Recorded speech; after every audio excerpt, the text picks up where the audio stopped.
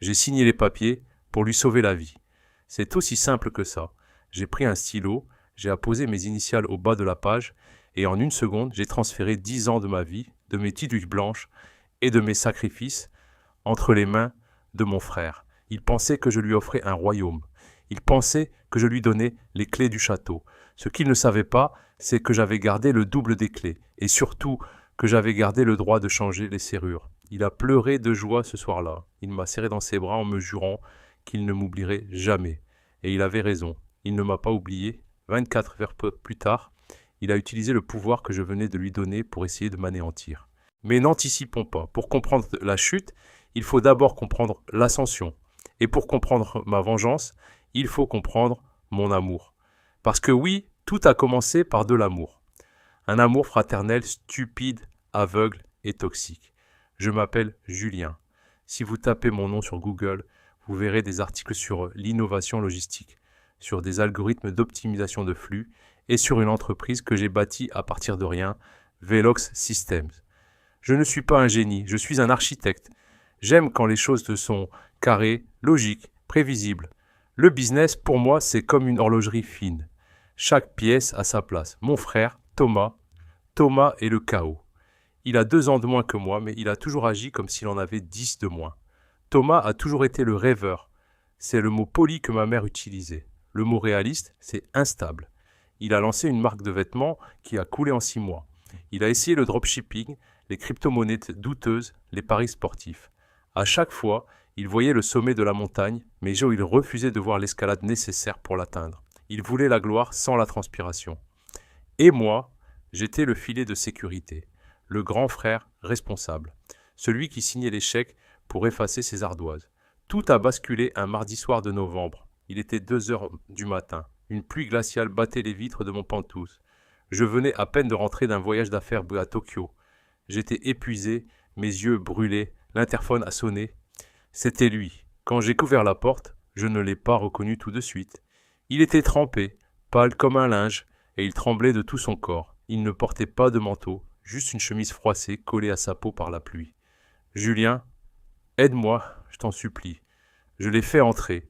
Il s'est effondré sur mon canapé en cuir italien, salissant le tissu blanc, mais je m'en fichais. Je lui ai versé un verre de whisky. Il l'a bu d'une traite, les mains tremblantes, le verre claquant contre ses dents. « Qu'est-ce qui se passe, moi, Thomas ? Encore des dettes de jeu ?» ai-je demandé, fatigué. Il a secoué la tête frénétiquement. « Non, pire, j'ai emprunté à des gens. Des gens qu'on ne fait pas attendre, Julien. J'ai voulu investir dans un projet immobilier. C'était une arnaque. Ils veulent tordre leur argent. Maintenant, ils ont dit qu'ils allaient s'en prendre à Élodie et aux enfants. Élodie, sa femme. Une femme glaciale, ambitieuse, qui n'avait jamais caché son mépris pour moi. Elle trouvait que je ne partageais pas assez ma fortune. Mais elle était la mère de mes neveux. « Combien ?» ai-je demandé. « 300 000 euros. » Le silence est tombé dans la pièce. 300 000. Même pour moi, c'était une somme conséquente à sortir en liquide, là, tout de suite. Mais le problème n'était pas l'argent. Le problème, c'était le schéma. Si je payais, il recommencerait. C'était un puits sans fond. Je l'ai regardé. J'ai vu la terreur pure dans ses yeux. Ce n'était pas de la comédie cette fois.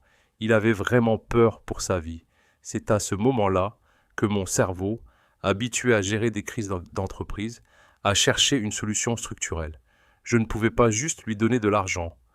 Il le flamberait. Il lui fallait une structure. Il lui fallait une responsabilité. Il lui fallait un statut pour négocier avec ses créanciers, pour leur montrer qu'il était solvable sur le long terme. Et moi, j'étais fatigué. Velox Systems me consumait. Je travaillais 18 heures par jour depuis 7 ans. Je n'avais pas de vie, pas de femme, pas d'enfants. Juste des codes, des camions et des marges bénéficiaires. Une idée folle a germé dans mon esprit. Une idée dangereuse. « Thomas, dis-je calmement, je ne te donnerai pas l'argent. » Il a poussé un cri étouffé, se prenant la tête entre les mains. « Alors je suis mort. Écoute-moi, je ne te donne pas l'argent. Je te donne la source de l'argent. Je te donne ma place. » Il a relevé la tête, ses yeux rouges écarquillés. « Quoi ? Je suis épuisé, Thomas. Je suis au bord du burn-out. J'ai besoin de prendre une année sabbatique, de disparaître, d'aller vivre sur une île sans wifi. Je veux me retirer de la gestion opérationnelle de Velox. Je me suis levé et j'ai marché vers la baie vitrée qui surplombait la ville. Je vais te nommer président, directeur, général de Velox Systems. Tu auras le salaire, tu auras les dividendes, tu auras la voiture de fonction et le bureau. Avec ce statut et ce revenu garanti, tu pourras aller voir ta banque, faire un prêt de consolidation et rembourser tes amis dangereux proprement. Tu seras un homme respectable, un PDG. Thomas s'est levé lentement. Il n'en revenait pas. Tu me donnerais ta boîte, à moi, après tout ce que j'ai fait? Tu étais mon frère, ai-je menti. Enfin, ce n'était pas totalement un mensonge. Je l'aimais, mais ce n'était pas la seule raison. Je connaissais Thomas. Je savais qu'il était faible. Je savais qu'il était influençable. Et surtout, je savais qu'il ne lisait jamais les petits caractères. Il y a une condition, ai-je ajouté, en me tournant vers lui avec mon visage de négociateur. Je reste consultant externe. Tu me gardes sous contrat pour la stratégie technique. C'est mon bébé, je veux m'assurer qu'il ne coule pas. Mais tu seras le patron, c'est toi qui signeras les ordres. Il a pleuré, il s'est jeté à mes genoux. C'était pathétique et touchant à la fois. Merci Julien, je te le jure, je vais te rendre fier, je vais bosser dur. Élodie n'en reviendra pas. Le lendemain matin, j'ai appelé mon avocat, Maître Verger, un homme froid, précis, un requin en costume 3 pièces. Quand je lui ai expliqué mon plan, il a failli s'étouffer avec son café. « Vous voulez donner la gérance à Thomas ? Julien, c'est un suicide. Il va couler la boîte en 3 mois. »« Je sais, ai-je répondu. C'est pour ça qu'on va préparer 2 contrats. C'est là que la stratégie entre en jeu. C'est là que le héros devient un joueur d'échecs. Nous avons rédigé l'acte de cession de la gérance. Officiellement, Thomas devenait le mandataire social. Il avait le pouvoir de signature sur les comptes courants, le pouvoir d'embaucher et de licencier. Il héritait des bureaux, du personnel, du stock physique. Il héritait de la coquille. Mais l'âme de l'entreprise, c'était autre chose. J'ai créé une structure parallèle, une holding personnelle, dont j'étais l'unique propriétaire, G-Tech Intellectual Property. Dans le contrat de cession que Thomas allait signer, il y avait une clause, la clause 12.b, noyée au milieu de 30 pages de jargon juridique. Cette clause stipulait que tous les logiciels, les algorithmes de routage et la base de données client appartenaient exclusivement à G-Tech. Velox Systems, la société de Thomas, n'avait qu'une licence d'exploitation temporaire de ces technologies. Cette licence était révocable unilatéralement par G-Tech en cas de non-respect des valeurs éthiques ou de rupture abusive de collaboration. En termes simples, je lui donnais la Ferrari, mais je gardais le moteur dans mon garage, connecté par Wi-Fi. S'il se comportait bien, la voiture roulait. S'il dérapait, je coupais le contact à distance. C'était un test, le test ultime. Je voulais croire qu'il allait réussir. Je voulais croire qu'avec cette responsabilité, il grandirait. Je lui laissais une chance de devenir un homme. Mais si l'enfant gâté refaisait surface, j'avais le doigt sur le bouton nucléaire. Le soir de la signature, Thomas est venu avec Élodie. Elle rayonnait. Elle portait déjà une nouvelle robe, comme si l'argent était déjà sur le compte. Elle regardait mon appartement avec un air de propriétaire, comme si mon succès était soudainement devenu leur dû. « Alors, c'est ici qu'on signe ?» a demandé Thomas, fébrile. J'ai posé la pile de documents sur la table en chêne massif. « Prends le temps de lire, Thomas, c'est important, c'est une lourde responsabilité. » Il a ri, un rire nerveux, un peu trop aigu. « Allez, Julien, on est frères, je te fais confiance. » Il n'a même pas ouvert la première page. Il est allé directement à la dernière, là où les petits post-it jaunes indiquaient « signature ». Il a signé frénétiquement, page après page. Velox Systems, signature. Transfert de gérance, signature. Contrat de consultant pour Julien, signature. Élodie le regardait signer avec des yeux brillants de cupidité. Elle ne me regardait même plus. Pour elle, j'étais déjà du passé. J'étais le tremplin sur lequel il venait de s'essuyer les pieds. Quand il a posé le stylo, il a levé les bras au ciel. « Je suis le patron !» a-t-il hurlé. J'ai ressenti un frisson glacé me parcourir l'échine. J'avais espéré qu'il dise « merci » ou « on va faire du bon boulot ». Mais non, il a dit « je suis le patron ». J'ai pris mon exemplaire du contrat. Je l'ai rangé soigneusement dans ma mallette. « Félicitations, monsieur le directeur général », dis-je doucement. La clé du bureau est sur la table. Demain, je viendrai vers 10 heures pour te présenter aux équipes et t'expliquer les dossiers en cours. Ouais, là, votre tour. Ouais, c'est ça, répondit-il, déjà en train de sortir son téléphone pour, je suppose, appeler ses créanciers ou réserver une table dans le restaurant le plus cher de la ville. À demain, Julien, et repose-toi bien, hein? Le burn-out, c'est sérieux.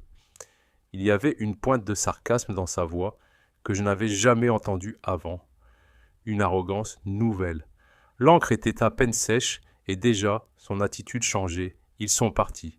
J'ai entendu leur rire dans le couloir, puis le bruit de l'ascenseur. Je me suis retrouvé seul dans mon silence.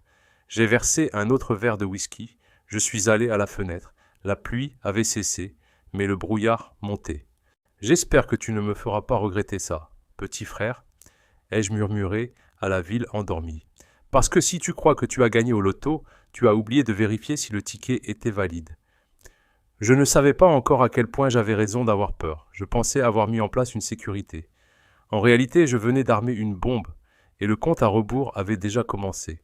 On dit souvent que le pouvoir corrompt. C'est faux. Le pouvoir ne corrompt pas, il révèle. Il agit comme un révélateur chimique sur une photographie.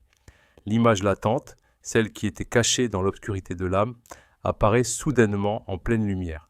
Je pensais avoir donné une bouée de sauvetage à mon frère. En réalité, je venais de nourrir un requin. Le lendemain matin, je suis arrivé au siège de Velox Systems à 9 heures précises. J'avais mal dormi, hanté par un mauvais pressentiment, mais je me forçais à rester rationnel. « Laisse-lui une chance, me répétais-je. Il a eu peur hier soir. La peur fait mûrir. » Quelle naïveté! Le premier choc a eu lieu sur le parking. Ma place, celle marquée PDG, était occupée. Non pas par la modeste berline de Thomas, mais par une Porsche Panamera noire flambant neuve. Les plaques étaient mode provisoire.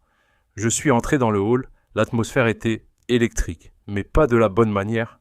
D'habitude, Velox bourdonne d'une activité studieuse. Là, il y avait un silence pesant.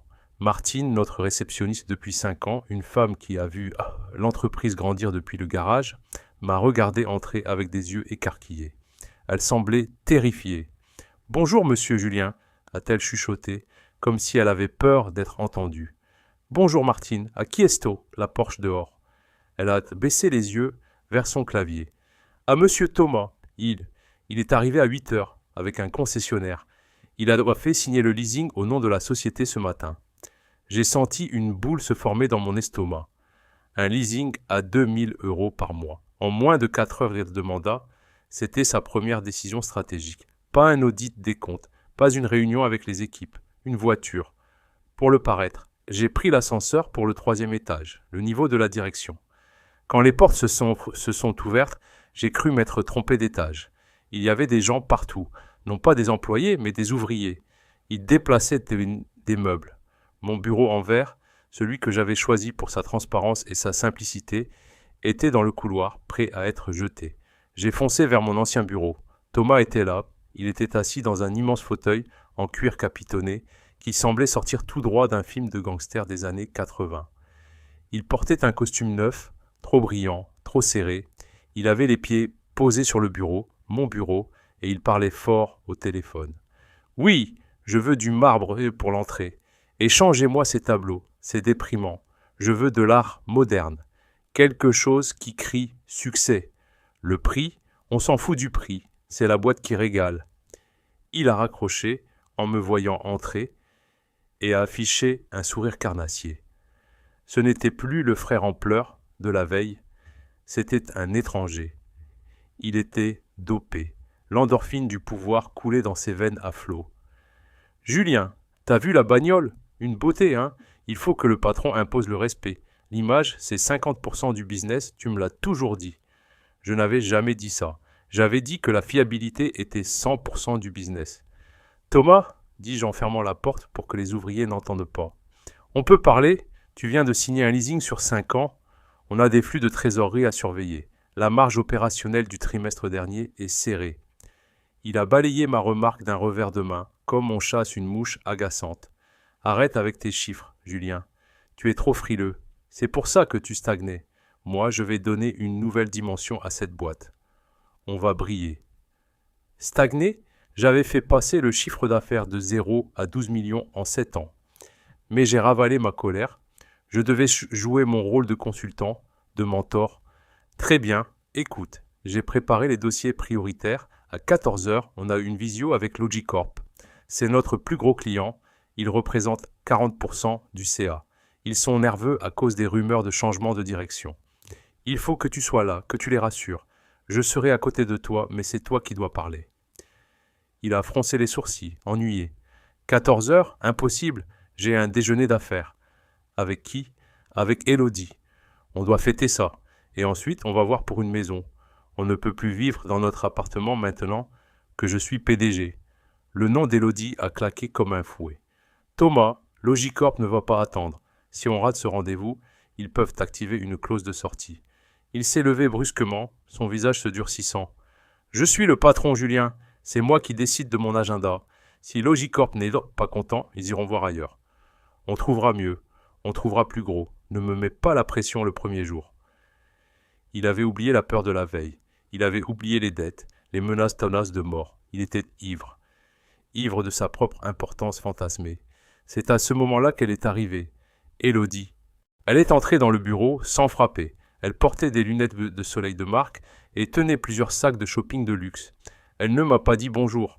Elle a contourné le bureau et a posé ses mains sur les épaules de Thomas, marquant son territoire. « Chérie, le décorateur est en bas. Il demande si on peut abattre la cloison pour agrandir ton bureau. » Oh, elle fit semblant de me remarquer. « Julien est encore là ? Je croyais qu'il prenait sa retraite. » Thomas a ri, un peu gêné, mais il n'a pas pris ma défense. Il m'aide pour la transition, bébé. Élodie s'est penchée vers l'oreille de Thomas, mais assez fort pour que j'entende. C'était calculé. Elle voulait que j'entende. Tu sais, chérie, ça fait désordre. Si les employés le voient traîner ici, ils ne sauront jamais qui c'est le vrai chef. Ils continueront à aller le voir lui. Tu as besoin d'espace. Tu as besoin de couper le cordon. J'ai vu le regard de Thomas changer. Elle avait touché le point sensible, son insécurité chronique face à moi. Toute sa vie, il avait été le petit frère de Julien. Maintenant qu'il avait le trône, la simple présence de mon ombre l'insupportait. Elle a raison, dit Thomas en me regardant, non plus comme un frère, mais comme un obstacle. Julien, tu devrais rentrer te reposer. Tu as l'air fatigué. Je gère. Je connais le business. Tu ne connais pas le code, Thomas. Tu ne connais pas les clients. Tu ne sais même pas comment on facture. J'ai des gens pour ça, hurla-t-il soudainement. J'ai des employés. Toi, tu étais un micromanager. Moi, je suis un leader. Je délègue. Allez, rentre chez toi. Laisse-nous. Je suis resté immobile un instant. Je regardais ce couple. Lui, le pantin gonflé d'orgueil. Elle, la marionnettiste venimeuse qui lui chuchotait que le monde lui appartenait. Il dépensait de l'argent qu'il n'avait pas encore gagné. Brûlait des relations qu'il n'avait pas construites. J'ai pensé à la clause 12.b. J'ai pensé au bouton rouge dans ma tête. Très bien, dis-je calmement. Je vais déjeuner. Mais Thomas, n'oublie pas. Logicorp à 14 heures, c'est vital. Ne rate pas ça. Je suis sorti. Mais je ne suis pas parti. Je suis allé voir mon directeur technique, CTO, Marc, un ami de longue date. Il était dans son bureau, blême. « Julien, c'est quoi ce bordel ?» m'a-t-il demandé en fermant la porte. Thomas vient de m'envoyer un mail. Il veut augmenter son salaire de 300% rétroactivement. Et il veut que je vire 2 développeurs seniors parce qu'il trouve qu'ils sont trop payés pour des geeks. Si je vire ces gars, le système plante dans la semaine. Temporise, Marc. Dis-lui que c'est en cours. Ne signe rien. Combien de temps faut, Julien ? Pas longtemps. Je suis allé déjeuner seul dans une brasserie en face du bureau. De là, je voyais la fenêtre de mon ancien bureau. Je voyais les silhouettes de Thomas et Élodie. Ils riaient, ils buvaient du champagne. À 13 h, un mardi, à 14h15, j'ai reçu un SMS de la directrice des achats de Logicorp. « Julien, nous sommes sur le Zoom depuis 15 minutes. Personne ne se connecte. C'est un manque de respect total. Nous reconsidérons notre position. » J'ai fermé les yeux. Il l'avait fait. Il avait snobé le client principal pour continuer son déjeuner de célébration. Je suis retourné au bureau vers 16 h. L'ambiance avait viré au cauchemar. J'ai entendu des éclats de voix depuis le couloir. Thomas était en train d'humilier la comptable, Madame Vidal, une femme de 60 ans, proche de la retraite. « Je m'en fous des procédures !» hurlait Thomas. « Je veux une carte de crédit Black Corporate et je la veux maintenant. C'est ma boîte, c'est mon argent. Vous êtes une employée, vous exécutez. Si vous n'êtes Pas contente, dégagez. Madame Vidal pleurait. Je suis intervenu. Thomas, ça suffit. Il s'est retourné vers moi, ses yeux étaient vitreux. Il avait bu. Ah, le retour du Jedi, ricana-t-il. Élodie était assise sur le bureau, les jambes croisées, un sourire méprisant aux lèvres. Elle jouait avec un stylo Montblanc en or que je m'étais offert pour mes 30 ans. « Tu n'as pas assisté à la réunion Logicorp ?» dis-je froidement. « Je les ai appelés, mentit-il. Je leur ai dit que j'étais occupé à restructurer la boîte. Ils comprennent, ils ont besoin de nous. »« Non, Thomas, ils n'ont pas besoin de nous. Nous avons besoin d'eux. Tu es en train de jouer avec le feu. » Élodie a sauté du bureau. Elle s'est approchée de Thomas et lui a pris le bras, se collant à lui. « Tu vois ?» dit-elle d'une voix mielleuse, mais assez forte pour que tout l'étage entende. « Il te parle comme à un enfant. Il ne te respecte pas. Il est jaloux, Thomas. Il est jaloux parce que tu as la vision qu'il n'a jamais eue. Il veut te contrôler. Tant qu'il sera là, tu ne seras jamais vraiment le patron. » Thomas m'a fixé. J'ai vu la dernière lueur de notre fraternité s'éteindre dans ses yeux, étouffée par l'ego et la manipulation. « Elle a raison, » murmura-t-il, puis plus fort. « Elle a raison. » Il s'est redressé, bombant le torse. Il se sentait invincible. Il avait la voiture, le bureau, la femme et le titre. Il pensait avoir gagné la guerre sans avoir livré une seule bataille. « Julien, » dit-il avec un calme terrifiant, « je pense que ta mission de consultant s'arrête ici. » Je n'ai rien dit. J'ai attendu. Je voulais qu'il le dise clairement. Je voulais qu'il n'y ait aucune ambiguïté pour la suite. « On en reparle demain matin, dis-je.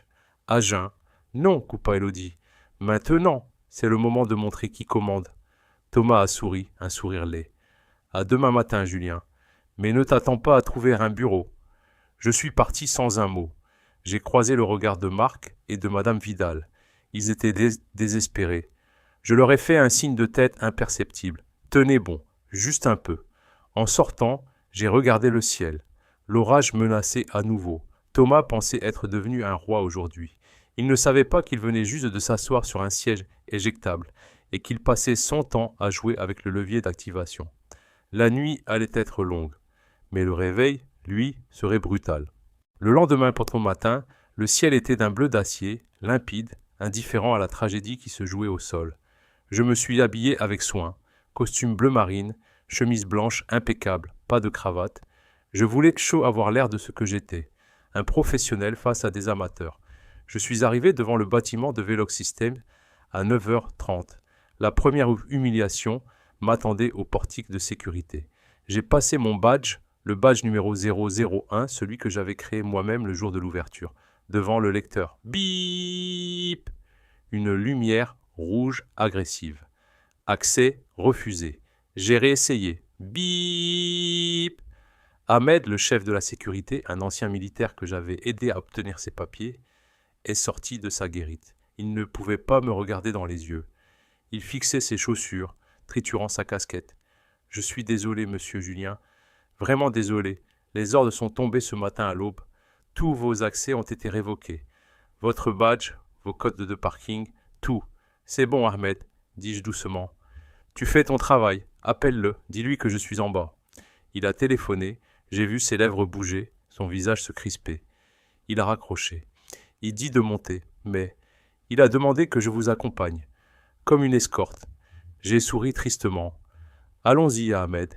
Escorte-moi chez moi. La traversée de l'open space a été un moment de surréalisme pur. 60 têtes se sont levées, 60 pères d'yeux remplis d'incompréhension et de peur. D'habitude, je m'arrêtais pour dire bonjour, pour demander des nouvelles d'un enfant malade ou d'un projet en cours. Aujourd'hui, je marchais comme un prisonnier vers l'échafaud, flanqué d'un garde de sécurité. Le silence était total. On n'entendait que le bruit de mes talons sur le parquet. J'ai croisé le regard de Marc, mon CTO. Il était livide. Il a voulu se lever, mais je lui ai fait un signe discret de la main. « Reste assis, ne te mouillette pas. » Nous sommes arrivés devant la double porte de la direction.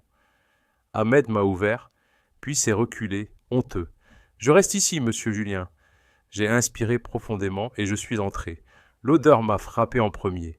Un mélange écœurant de parfums de luxe trop fort, de tabac froid, alors que le bureau est strictement non-fumeur, et de restes de petit déjeuner. Le bureau avait été saccagé. Non, pas saccagé. rebrandé. Mes livres techniques avaient été jetés dans un carton dans un coin. À la place, sur les étagères, il y avait des trophées de golf. Thomas ne joue pas au golf. Et des bouteilles de spiritueux. Thomas était assis dans mon fauteuil. Non, il était affalé. Il portait le même costume que la veille, mais la cravate était dénouée, le col ouvert. Il avait les yeux cernés, le teint grisâtre de celui qui a trop bu et trop peu dormi, mais qui carbure à l'adrénaline pure. Élodie était là, bien sûr. Assise sur le canapé visiteur, elle feuilletait un magazine de décoration, comme si elle attendait chez le coiffeur. « Tiens, tiens !» dit Thomas en faisant pivoter le fauteuil. « L'ancien propriétaire nous rend visite. Tu as eu du mal à entrer ? Il paraît que la sécurité est renforcée. » Il a ri, un rire sec, sans joie. « Bonjour Thomas, bonjour Élodie. On peut savoir à quoi rime ce cirque avec le badge ?» Thomas s'est levé brusquement, manquant de renverser sa tasse de café. Il a posé ses 2 mains à plat sur le bureau, se penchant vers moi dans une posture qu'il voulait intimidante. « Ce n'est pas un cirque, Julien, c'est une mesure d'hygiène. J'ai réfléchi toute la nuit. Avec Élodie, on a beaucoup parlé. On a analysé la situation. » Intervint Élodie sans lever les yeux de son magazine. Sa voix était coupante comme du verre. « Voilà, reprit Thomas, on a analysé. Et la conclusion est simple. Ta présence ici est toxique. Tu es une ombre, Julien. Une ombre qui m'empêche de briller. Tant que tu traînes dans les couloirs, les employés ne me respectent pas. Ils attendent ta validation pour chaque ordre que je donne. Ça ne peut pas marcher. » Je suis resté calme, les mains croisées dans le dos. « C'est normal, Thomas. Ça fait 24 heures. La transition prend du temps. La confiance se gagne. Elle ne se décrète pas par un changement de badge. »« Je n'ai pas le temps, hurla-t-il, le visage devenant rouge. Je suis le PDG. Je veux le respect tout de suite. Et pour ça, il faut couper la tête de l'ancienne hydre. » Il a pris une feuille de papier sur le bureau et me l'a tendue. « Tiens, c'est ta lettre de licenciement. Enfin, la rupture de ton contrat de consultant. Effet immédiat. » J'ai pris la feuille. J'ai lu les motifs en diagonale. Divergence stratégique irréconciliable. Ingérence dans la gestion. Comportement nuisible à l'autorité de la direction. C'était ridicule juridiquement, mais l'intention était claire. « Thomas, dis-je en posant doucement la feuille, tu ne peux pas faire ça. Pas comme ça, pas maintenant. »« Je viens de le faire, exulta-t-il. Tu es viré, grand frère, viré, tu entends ce mot ? C'est moi qui te vire, c'est jouissif, putain. » Il était en pleine crise maniaque. Il se vengeait de 30 ans d'infériorité, de 30 ans à être le petit frère raté. Il voulait me détruire pour se prouver qu'il existait. J'ai tenté une dernière approche rationnelle. Pour ma conscience. Pour pouvoir dire plus tard que j'avais tout essayé. Écoute-moi attentivement, Thomas. Oublie l'ego 2 minutes. Oublie Élodie. Regarde-moi. Cette entreprise Velox, ce n'est pas juste des murs et des gens. C'est un système complexe. C'est une machine. Et cette machine tourne grâce à des technologies que j'ai conçues. Blablabla, il fit un geste de marionnette avec sa main. La technique, on s'en fout. J'ai Marc, j'ai des ingénieurs. Ils feront tourner la machine, moi je fais la vision. Toi, tu es obsolète. Tu es le vieux monde, Julien. Ennuyeux, prudent. Moi je vais emmener cette boîte en bourse. Je vais en faire une licorne.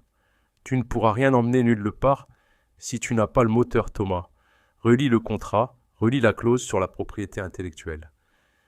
Élodie s'est levée. Elle s'est approchée de Thomas et lui a caressé le bras. « N'écoute pas ces menaces, mon amour.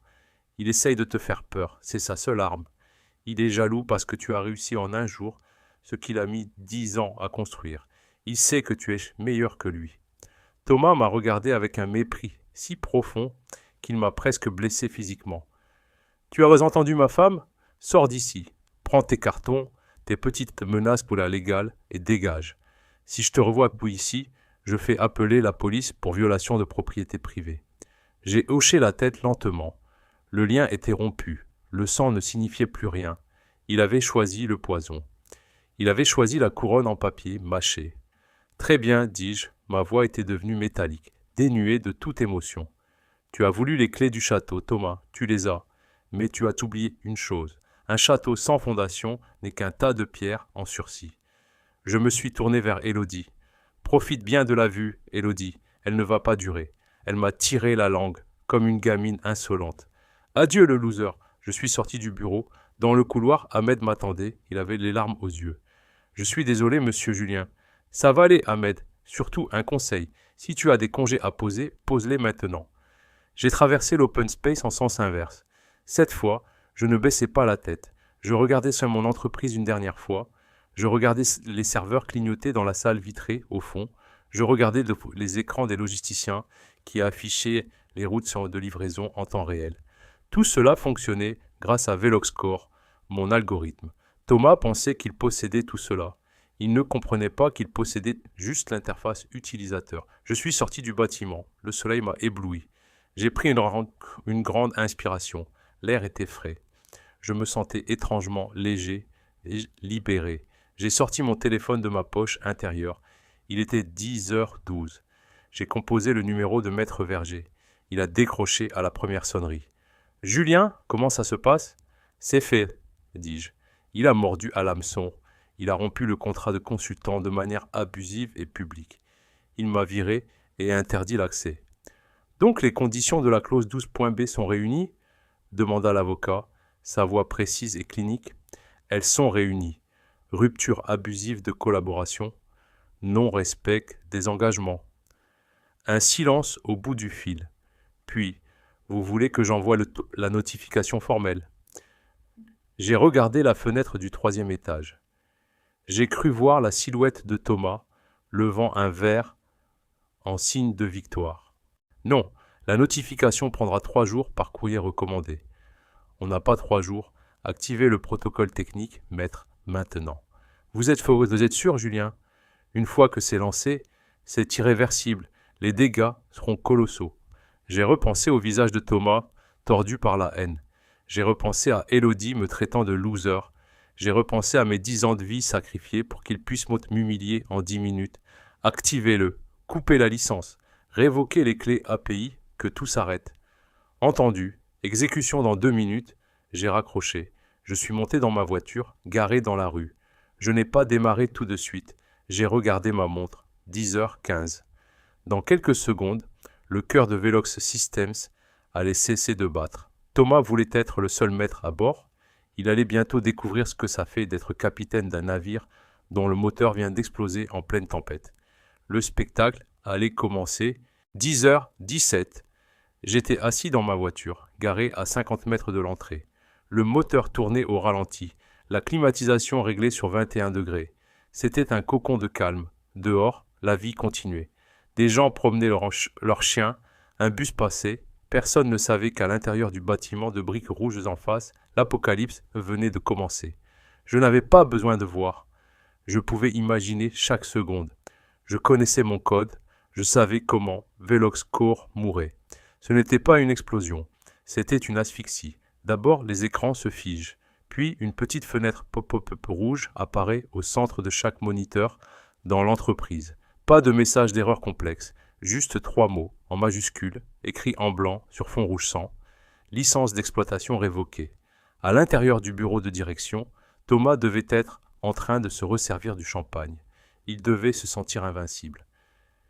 10h-20, la première onde de choc. Je vis, à travers la baie vitrée du 1er étage, le service exploitation, une agitation soudaine.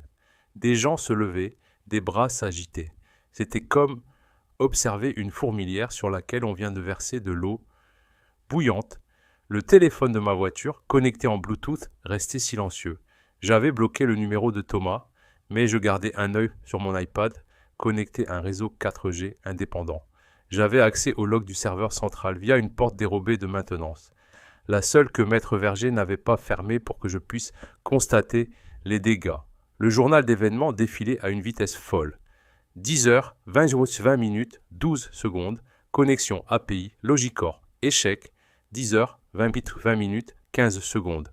Routage flotte nord, échec, 10h, 20 minutes, 18 secondes. Base de données, client, accès refusé. Dans le bureau du PDG, la fête venait de s'arrêter. Marc, mon CTO, a dû entrer en trombe. Je l'imagine, le visage pâle, la voix tremblante. « Thomas, tout est coupé !» Thomas a dû rire incrédule. « Quoi, une panne de courant? Appelle l'EDF ?»« Non, Thomas, pas le courant. Le système Velox, le logiciel ne répond plus. On a perdu l'accès au camion, aux commandes, à la facturation. Tout est verrouillé. » 10h30. La symphonie des sonneries. De ma voiture, je ne pouvais pas l'entendre, mais je savais qu'elle jouait. Quand le système central tombe, les téléphones prennent le relais. 300 chauffeurs routiers sur les routes de France et de Belgique venaient de voir leur tablette GPS s'éteindre.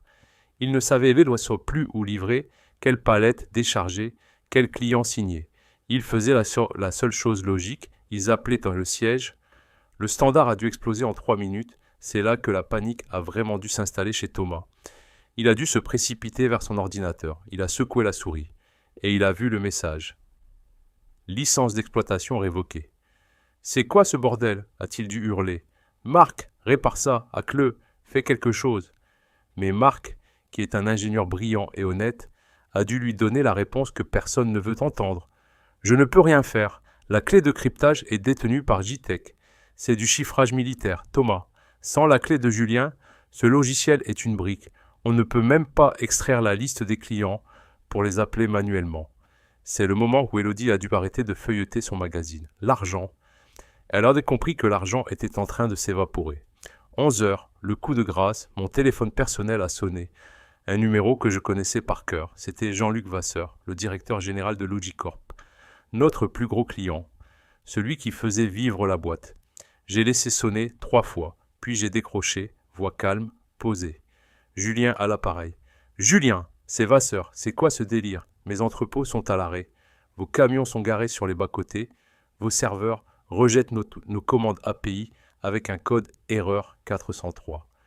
Je perds 50 000 € de l'heure. Qu'est-ce qui se passe chez Velox? J'ai pris une respiration théâtrale. Monsieur Vasseur, je ne suis plus chez Velox.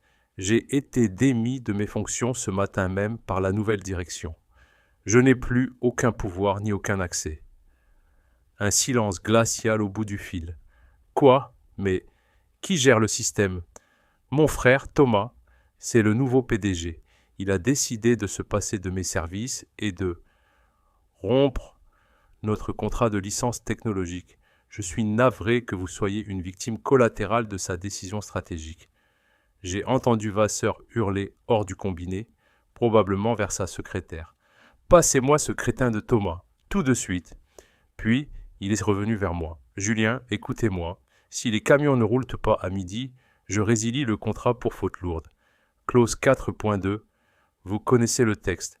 Je le connais, Jean-Luc. C'est moi qui l'ai rédigé. Je suis désolé. Bonne chance. J'ai raccroché.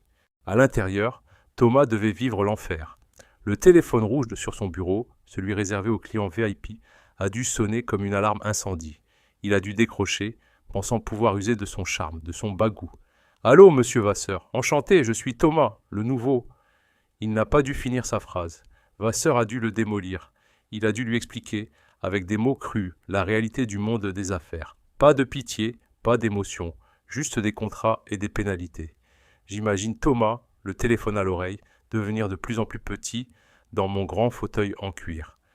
La sueur coulant dans son dos, le costume trop serré qui l'étouffe. « Mais, monsieur Vasseur, laissez-moi 1 heure, je vais régler ça. » Clic, Vasseur a raccroché. 11h45, Élodie est sortie du bâtiment. Je l'ai vue. Elle marchait vite, presque en courant. Elle n'avait plus ses lunettes de soleil. Elle avait son sac à main serré contre elle, comme un gilet de sauvetage. Elle essaie de monter dans sa voiture. Une petite Fiat 500, pas la Porsche de Thomas.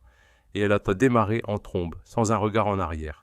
Les rats quittent le navire. C'était rapide, plus rapide que je ne le pensais. Dès qu'elle a compris que le roi était nu et endetté, elle a fui. 12 heures, midi pile. Le balai des fournisseurs. Le système de Velox est intégré. Quand les camions ne roulent pas, le carburant n'est pas commandé. Quand le carburant n'est pas commandé, Total appelle. Quand les loyers des entrepôts sont indexés sur le flux et que le flux est 0, les bailleurs appellent. Thomas était assiégé. Il a essayé de m'appeler. Mon téléphone a affiché Thomas 12 fois en 10 minutes. J'ai regardé l'écran s'allumer et s'éteindre, impassible. Il a laissé des messages vocaux. Le premier était arrogant. « Julien, arrête tes conneries. Remets le jus. C'est pas drôle. » Le troisième était inquiet. « Julien, Logicorp menace de partir. Réponds-moi. » Le sixième était paniqué. « Julien, je t'en supplie. Je ne sais pas quoi faire. Les chauffeurs veulent se mettre en grève. Marc dit qu'il démissionne. » Le 12e était juste des pleurs. « Juju, réponds, s'il te plaît. » J'ai écouté ce dernier message. « Juju, Il ne m'avait pas appelé comme ça depuis qu'on avait 10 ans. C'était le mot magique qu'il utilisait quand il avait cassé un jouet et qu'il avait peur que papa le gronde. Mais nous n'avions plus 10 ans. Et ce n'était pas un jouet, c'était ma vie. J'ai démarré ma voiture. J'ai jeté un dernier coup d'œil au bâtiment. Les lumières étaient toujours allumées, mais c'était une coquillière vide. Un corps sans âme. Sans mon code, Velox Systems n'était rien d'autre qu'un bail commercial onéreux et une masse salariale insupportable. Je suis parti déjeuner. J'ai commandé un steak tartare et un verre de vin rouge. J'ai mangé lentement, savourant chaque bouchée. Pendant que je mangeais, mon téléphone a vibré. Une notification de Google News, alerte personnalisée sur le secteur logistique. Breaking, panne majeure chez Velox Systems. Le géant Logicorp annonce la rupture de son partenariat historique et se tourne vers la concurrence. L'avenir de la PME incertain. C'était fini. En 2 heures et 45 minutes, l'empire que j'avais mis une décennie à bâtir s'était effondré comme un château de cartes. C'était du suicide entrepreneurial. J'avais tué mon propre enfant pour empêcher un kidnappeur de l'élever. Ça faisait mal. Une douleur sourde, profonde, mais c'était une douleur nécessaire. Une amputation pour éviter la gangrène. Thomas voulait le pouvoir, il l'avait eu. Il avait eu le pouvoir absolu pendant une matinée. Il avait eu le pouvoir de tout détruire. Maintenant, il ne lui restait plus que les dettes. Le leasing de la Porsche, le marbre commandé pour l'entrée, les indemnités de licenciement du personnel et la clause de responsabilité personnelle sur les emprunts qu'il avait dû signer le matin même avec la banque. Ivre de confiance. Je suis rentré chez moi. J'ai débranché mon téléphone fixe, j'ai éteint mon mobile, j'ai dormi 24 heures d'affilée. Le premier vrai sommeil depuis des années.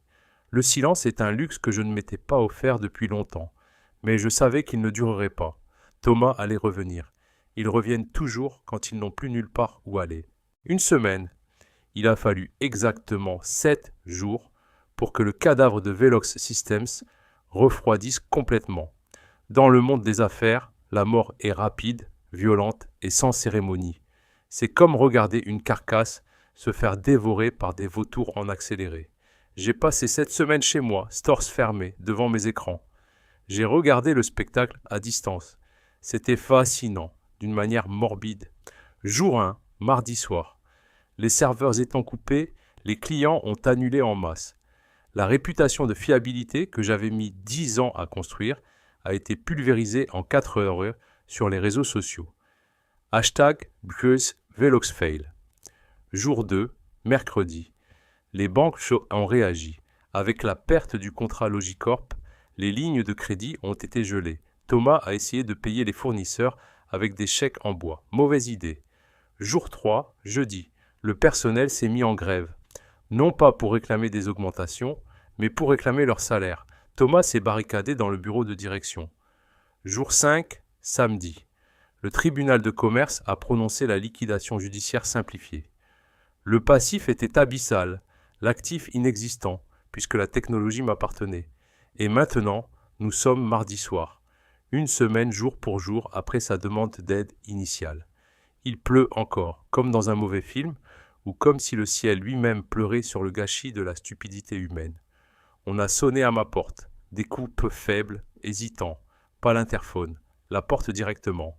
Il avait réussi à monter sans se faire annoncer. J'ai posé mon livre, j'ai bu une gorgée de thé, j'ai attendu que ça sonne une deuxième fois. Je voulais être sûr qu'il sache que je prenais mon temps. J'ai ouvert, Thomas était là. Si je pensais qu'il avait touché le fond la semaine dernière, je me trompais. L'homme qui se tenait devant moi n'était plus qu'une ombre. Il portait le même costume brillant de PDG, mais il était taché, froissé, et il puait l'alcool et la transpiration rance. Il n'était pas rasé. Ses yeux étaient injectés de sang, cerclés de noir. Il avait vieilli de 10 ans en 7 jours. Il s'est appuyé contre le cadre de la porte pour ne pas tomber. Julien, sa voix était cassée, un râle. Je ne l'ai pas invité à entrer. Je suis resté sur le seuil, bloquant le passage. « Bonsoir Thomas, tu viens te me rendre mon badge ?» Il a grimacé, comme si je l'avais frappé. « Arrête, s'il te plaît, arrête, je n'en peux plus. » Il a glissé le long du mur et s'est assis par terre sur le paillasson du couloir. Le grand PDG, le roi de l'immobilier, le visionnaire, était assis sur un paillasson. Bienvenue. Ils ont tout pris, Julien, tout. La banque a saisi la maison ce matin. Ils ont pris la voiture, Ils ont bloqué mes comptes personnels. Je n'ai même plus de quoi m'acheter un paquet de clopes.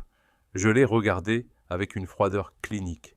C'est ce qui arrive quand on se porte garant personnel sur des emprunts toxiques, Thomas. Tu as signé les papiers sans lire, encore une fois. Il a levé la tête vers moi, des larmes coulaient sur ses joues sales. Et laissait partie. Je n'ai pas eu besoin de demander qui. Élodie, il a hoché la tête frénétiquement, un rire hystérique secouant ses épaules. Oui, ma reine. Dès que l'huissier a posé le sabot sur la porche, elle a fait ses valises. Elle a dit...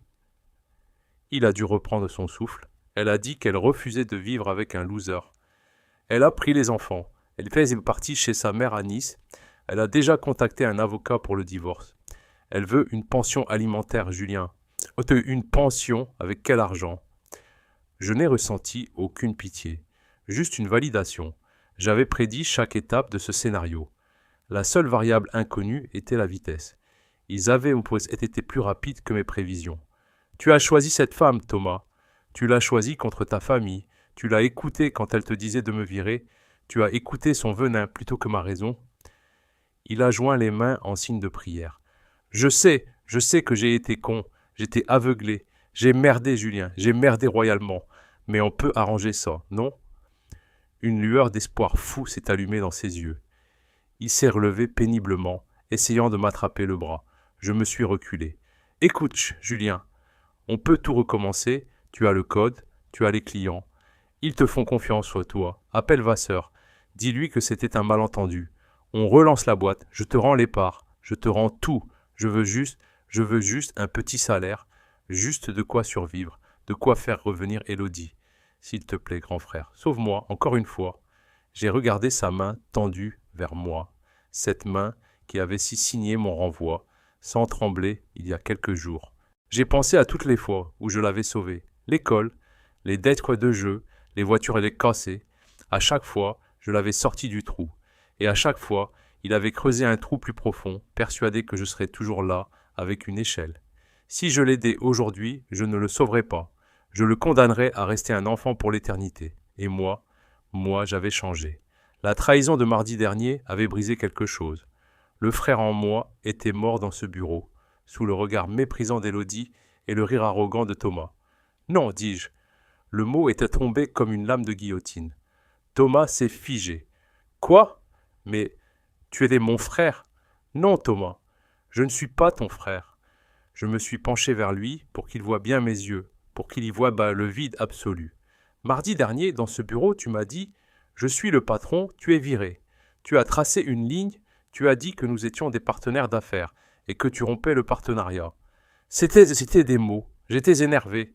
En affaires, Thomas, les mots sont des contrats et les actes ont des conséquences. Tu as voulu jouer dans la cour des grands, tu y es. Bienvenue dans la réalité. Dans la réalité, quand on tue son allié, on meurt seul. Mais je vais devenir SDF, hurla-t-il. Tu as des bras, tu as des jambes, tu trouveras un travail.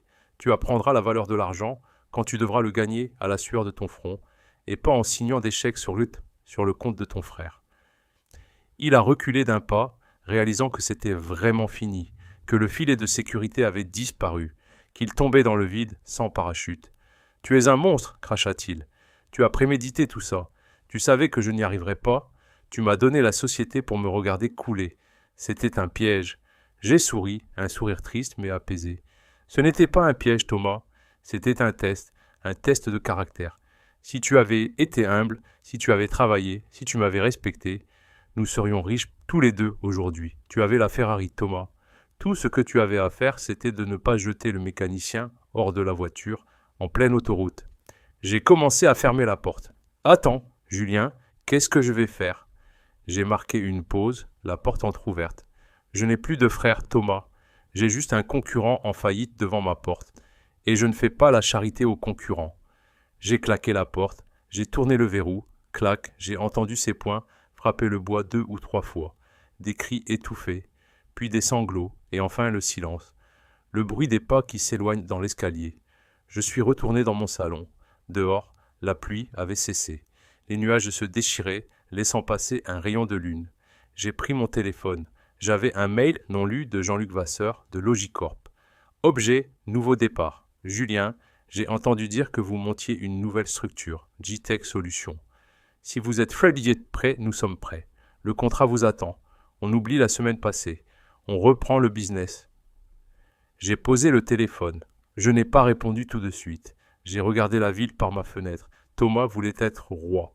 Il a découvert que la couronne était lourde et qu'elle écrase ceux qui n'ont pas la colonne vertébrale pour la porter. Moi, je ne suis pas un roi. Je suis l'architecte. Les rois tombent. Les architectes reconstruisent. Toujours. Mais cette fois, je construirai seul.